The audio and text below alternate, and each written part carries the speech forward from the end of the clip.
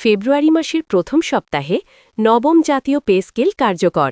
যাতায়াত ভাতা ৪,৫০০ টাকা এবং শিক্ষা সহায়তা ভাতা প্রতি সন্তান প্রতি ৩,০০০ টাকা কার্যকর।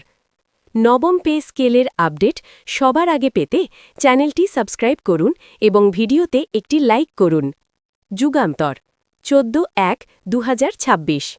নবম জাতীয় পে স্কেল কার্যকর হওয়ার ঘোষণা সরকারি চাকরিজীবীদের মধ্যে নতুন করে আশার আলো জ্বালিয়েছে। জানুয়ারি মাসের শেষের দিকে এই পে স্কেল আনুষ্ঠানিকভাবে কার্যকর হবে বলে জানানো হয়েছে। এর মাধ্যমে দীর্ঘদিনের প্রত্যাশা ও আন্দোলনের একটি বড় অংশ পূরণ হতে যাচ্ছে। সরকারের পক্ষ থেকে স্পষ্টভাবে জানানো হয়েছে, ফেব্রুয়ারি মাসের শুরুতেই নতুন বেতন কাঠামো অনুযায়ী বেতন হাতে পাবেন কর্মচারীরা। ফলে নতুন বছরের শুরুতেই আর্থিক স্বস্তি আসবে বলে মনে করছেন অনেকেই। এই সিদ্ধান্তকে সরকার একটি যুগান্তকারী পদক্ষেপ হিসেবে দেখছে। অর্থনৈতিক বাস্তবতা বিবেচনায় নিয়ে এই কাঠামো নির্ধারণ করা হয়েছে বলে দাবি সংশ্লিষ্টদের। নতুন পে স্কেলের সবচেয়ে গুরুত্বপূর্ণ দিক হল গ্রেড সংখ্যা কমিয়ে ১২টিতে আনা। পূর্বের জটিল গ্রেড কাঠামোর পরিবর্তে এবার তুলনামূলকভাবে সহজ ও বাস্তবভিত্তিক কাঠামো চালু করা হচ্ছে। এতে করে পদোন্নতি ও বেতন নির্ধারণে স্বচ্ছতা বাড়বে বলে আশা করা হচ্ছে। সরকারি চাকরিজীবীদের দীর্ঘদিনের অভিযোগ ছিল গ্রেড ব্যবস্থার জটিলতা নিয়ে। নতুন কাঠামো সেই সমস্যার অনেকটাই সমাধান করবে বলে মনে করছেন বিশেষজ্ঞরা। একই সঙ্গে বেতন বৈষম্য কমবে বলেও ধারণা করা হচ্ছে। সরকার বলছে এটি একটি ভারসাম্যপূর্ণ কাঠামো। যাতায়াত ভাতা হিসেবে ৪,৫০০ টাকা নির্ধারণ করা হয়েছে, যা বর্তমান বাজার পরিস্থিতিতে একটি গুরুত্বপূর্ণ সংযোজন। প্রতিদিন অফিস যাতায়াতের খরচ গত কয়েক বছরে উল্লেখযোগ্যভাবে বেড়েছে। এই বাস্তবতা বিবেচনায় নিয়ে যাতায়াত ভাতা বাড়ানোর সিদ্ধান্ত নেওয়া হয়েছে। কর্মচারীরা মনে করছেন এই ভাতা দৈনন্দিন ব্যয়ের চাপ কিছুটা হলেও কমাবে। বিশেষ করে বড় শহরে কর্মরত কর্মচারীদের জন্য এটি অনেক সহায়ক হবে। জ্বালানি ও পরিবহন খরচ বৃদ্ধির সময় এই সিদ্ধান্তকে ইতিবাচক হিসেবে দেখা হচ্ছে।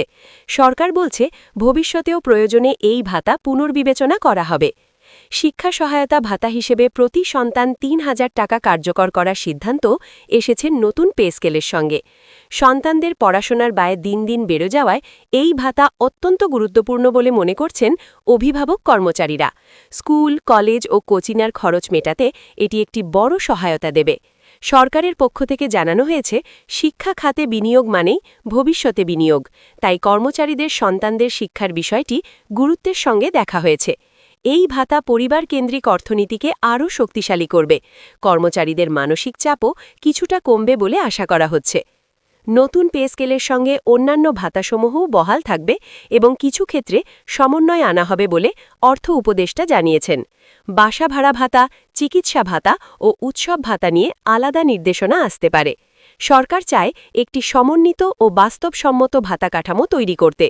কর্মচারীদের জীবনযাত্রার মান উন্নয়নই এই উদ্যোগের মূল লক্ষ্য। অর্থ উপদেষ্টা বলেন, বাজেটের সীমাবদ্ধতার মধ্যেও কর্মচারীদের ন্যায্য অধিকার নিশ্চিত করা হবে। ধাপে ধাপে ভাতাগুলো বাস্তবতার সঙ্গে সামঞ্জস্য করা হবে। এই ঘোষণা কর্মচারীদের মধ্যে নতুন প্রত্যাশা তৈরি করেছে। ফেব্রুয়ারি মাসের শুরুতে যখন নতুন বেতন হাতে আসবে, তখন কর্মচারীরা বাস্তব পরিবর্তন অনুভব করবেন বলে ধারণা করা হচ্ছে।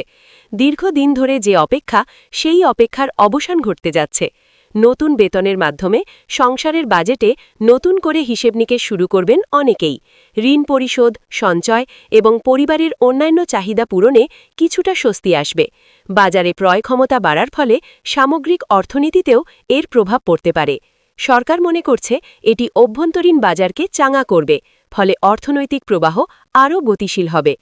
নবম জাতীয় পে স্কেল শুধু বেতন বৃদ্ধির বিষয় নয়, এটি একটি কাঠামোগত সংস্কার হিসেবেও দেখা হচ্ছে। সরকারি চাকরির প্রতি আগ্রহ বাড়াতে এটি গুরুত্বপূর্ণ ভূমিকা রাখবে। মেধাবীরা সরকারি খাতে আসতে উৎসাহিত হবে বলে আশা করা হচ্ছে।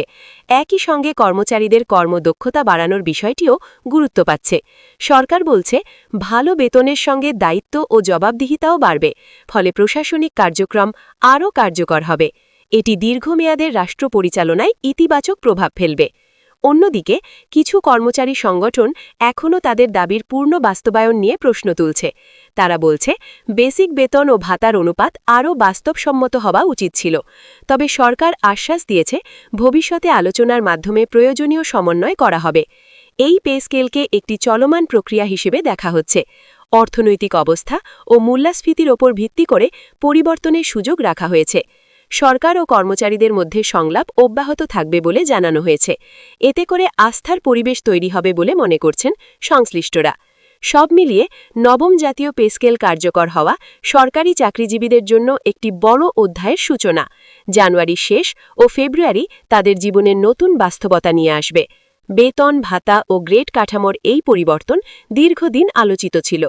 অবশেষে সেই আলোচনার বাস্তব রূপ দেখা যাচ্ছে। কর্মচারীরা আশা করছেন এই সিদ্ধান্ত তাদের জীবনমান উন্নয়নে বাস্তব ভূমিকা রাখবে। সরকারও বলছে এটি একটি দায়িত্বশীল ও ভবিষ্যৎমুখী সিদ্ধান্ত। এখন সবার দৃষ্টি বাস্তবায়নের সফলতার দিকে।